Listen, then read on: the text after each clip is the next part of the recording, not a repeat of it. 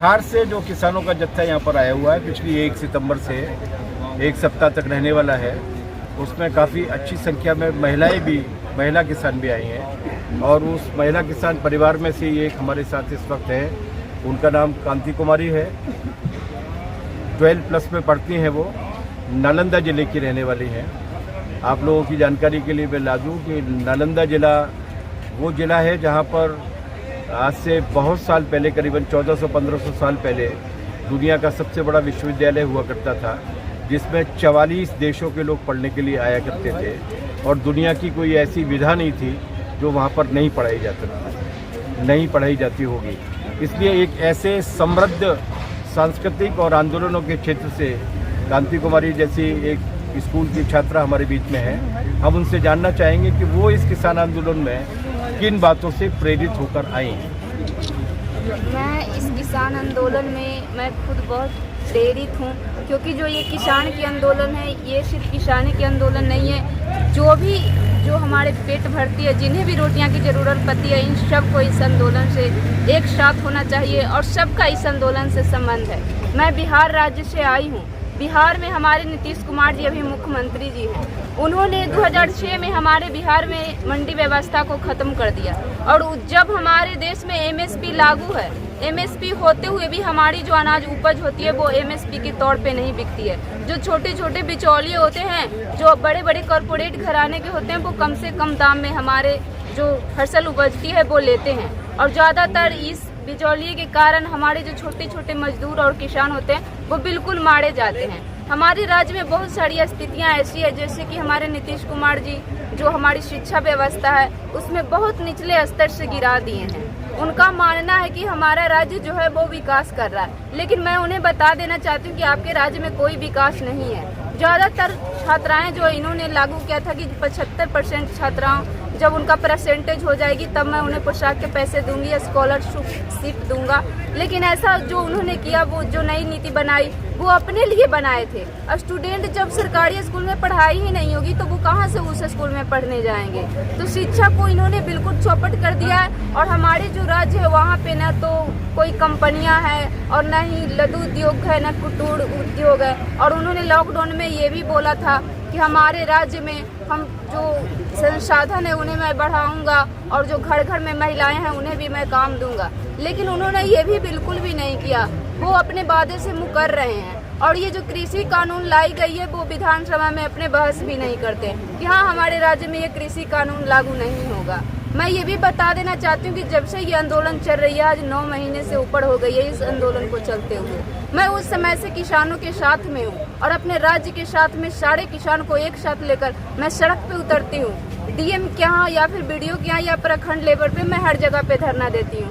मैंने जब संघर्ष स्टार्ट हुई थी तो मैं एक ही जगह पे 9 जगह पे नुक्कड़ सभा की थी, एक ही गाँव में, और ऐसे कर करके मैं इस संघर्ष को आगे बढ़ाई हूँ और मैं कोशिश करूँगी, कोशिश ही नहीं पूरी अपनी जान लगा दूंगी कि ये संघर्ष इतनी ऊपर तक पहुँचे, इतनी ऊपर तक, ताकि हमारी केंद्र सरकार सुने और इस कृषि कानून को वापस ले। और जब तक ये कृषि कानून वापस नहीं ली जाती, मैं अपने राज्य में, प्रखंड में या पूरे देश में मैं इस आंदोलन को उत्तेजित करूंगी और आगे बढ़ाऊंगी और ये सरकार को तो झुकनी ही पड़ेगी, क्योंकि जो हमारी लड़ाई है एक साथ की लड़ाई है और जब जब किसानों के ऊपर दमन हुआ है किसान ही जीते हैं, कोई पूंजीपति नहीं जीती। और पूंजीपतियों को तो मैं बताने आई हूँ कि हमारी जो ताकत है वो देख लो, तुम्हारे ताकत से कई गुना ज्यादा है। मैं इतना ही बताना चाहती हूँ। किसान मोर्चा जिंदाबाद। जिंदाबाद। धरना चल रहा है 225 दिन से, जिसमें हमारे सभी साथी बालेन सिंह, किसान नेता रामराज सिंह, ज्ञानेन्द्र सिंह, दल प्रताप सिंह जी, दादू भाई सेन जी, प्रवीण तिवारी, नागेंद्र सिंह जी, श्रीकांत द्विवेदी जी, तेजभान सिंह जी, केशकली चौहान जी, ज्ञानचंद त्रिपाठी जी, दयाशंकर द्विवेदी जी और इंद्र गोपाल जी जो है, रामयश सिंह जी और बहुत साथी जो इधर उधर हैं, करीब 52 साथी हमारे आए हुए हैं। 23 जनवरी से अनवरत रूप से जो है अनिश्चितकालीन धरना रामपुर बघेलान में चल रहा है। अब हमारे नागेंद्र सिंह जी जो हमारे भारतीय किसान यूनियन के हमारे नेता हैं और जिला के उपाध्यक्ष हैं और संयुक्त किसान संघर्ष मोर्चा के महासचिव हैं, आपके बीच में बात रखेंगे। साथी नागेंद्र सिंह। हम लोग सतना जिले के रामपुर तहसील में सरकार द्वारा लाए गए किसान विरोधी तीनों काले कानून के विरोध में एमएसपी पर गारंटी कानून बनाने के लिए और किसानों की कर्ज माफ़ी को लेकर के लगातार दिल्ली के किसानों के आंदोलन के समर्थन में हम लोगों की अनवरत लड़ाई जारी है। और जब तक ये तीनों काले कानून पूरी तरह से समाप्त नहीं हो जाते और एमएसपी पर गारंटी कानून नहीं बन जाता और किसानों की टोटल कर्ज माफ़ी नहीं हो जाती, तब तक ये लड़ाई हम लोगों की जारी रहेगी। कल हम लोगों के जो किसान महापंचायत है उसमें हिस्सा लेने के लिए हमारे सतना ज़िले से हज़ारों साथी आए हैं और मध्य प्रदेश के विभिन्न ज़िलों से सभी लोग यहाँ पर महापंचायत में भाग लेने के लिए आज हम लोग रवाना हो गए। हमारा सरकार से आग्रह है कि इन तीनों काले कानूनों को मूलतः वापस लिया जाए और किसानों के कर्ज माफ़ी किया जाए। इस साल सूखे का समय है, किसानों की धानों की फसल अवर्षा के कारण सूख रही हैं। उस पर किसी मंत्री के बयान और शासन प्रशासन युक्ति साधे हुए है। पूरे मध्य प्रदेश में इस साल वर्षा बहुत कम हुई है, उस पर भी ध्यान दिया जाए और हम लोग यहाँ से संकल्प लेकर के जाएंगे जो महापंचायत में निर्णय होगा कि जब तक बिल वापसी नहीं होगी तब तक हम लोगों के आंदोलन की वापसी नहीं होगी। इसी के साथ जय जवान जय किसान। अनवरत 23 जनवरी से संयुक्त मोर्चा के तत्वाधान में रामपुर बाघेलान सतना मध्य प्रदेश में धरना चल रहा है। हम लोगों का भी ये निर्णय है कि जब तक दिल्ली में आंदोलन चलेगा हम लोग अपने तहसील और ज़िला में धरना को चलाएंगे और जब तक ये तीनों काले कानून सरकार वापस नहीं लेती हम लोग उस लड़ाई को मुकाम तक पहुंचाने के लिए हर संभव प्रयास करेंगे और अंत तक लड़ते रहेंगे। जब तक ये तीनों काले कानून शासन वापस नहीं लेती हमारी लड़ाई अनवरत जारी रहेगी। मैं दयाशंकर द्विवेदी, भारतीय किसान यूनियन मंडल प्रभारी। तो जागो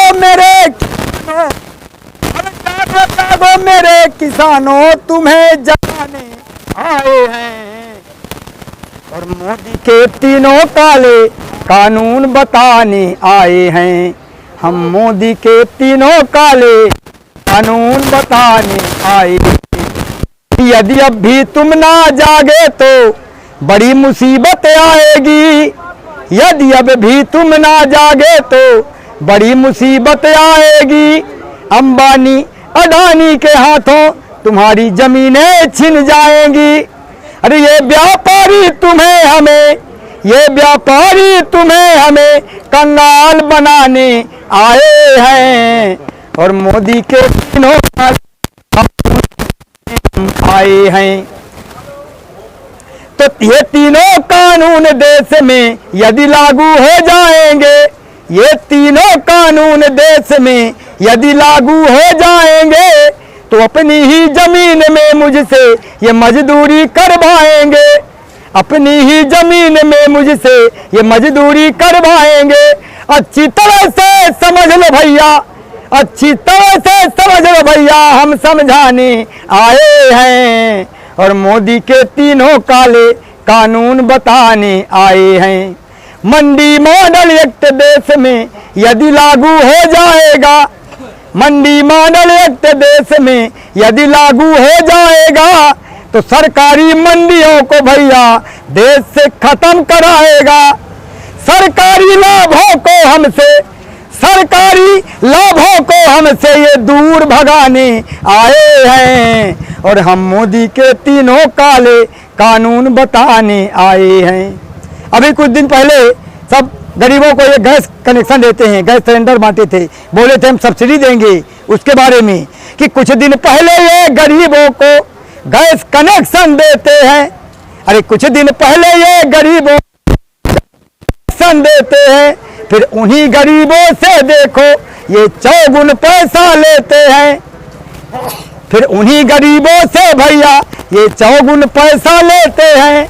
मोदी की काली करतूतों को, मोदी की काली करतूतों को हम तुम्हें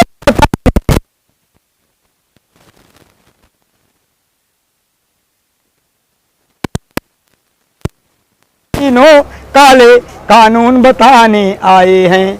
और एक किसानों का सबसे बड़ा दर्द जो है वो आपको हम सुनाने जा रहे हैं।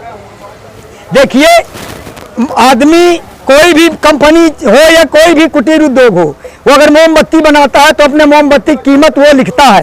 पर हम किसान के बेटे हैं, धरती के सीना चीर के गल्ला पैदा करते हैं, पर हम गल्ले की कीमत नहीं कर सकते हैं।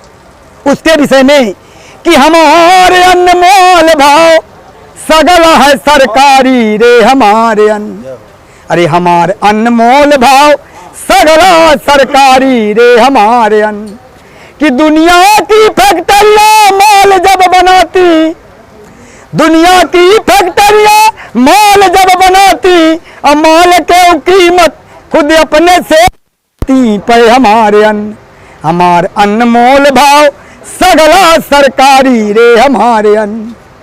और बिजली का ताके रही रात रात जागी, मांग के यथारी माँ पानी जब लगाई, मांग के यथारी माँ पानी जब लगाई, ठिठुर जाई जाड़े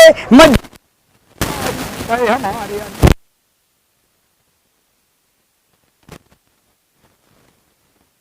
बिजली का ताके रही रात रात जागी, लाइन जो फॉल्ट मिले तो लग्गा लई के भागी, पे हमारे अन्न, हमारे अनमोल भाव सगला सरकारी रे हमारे।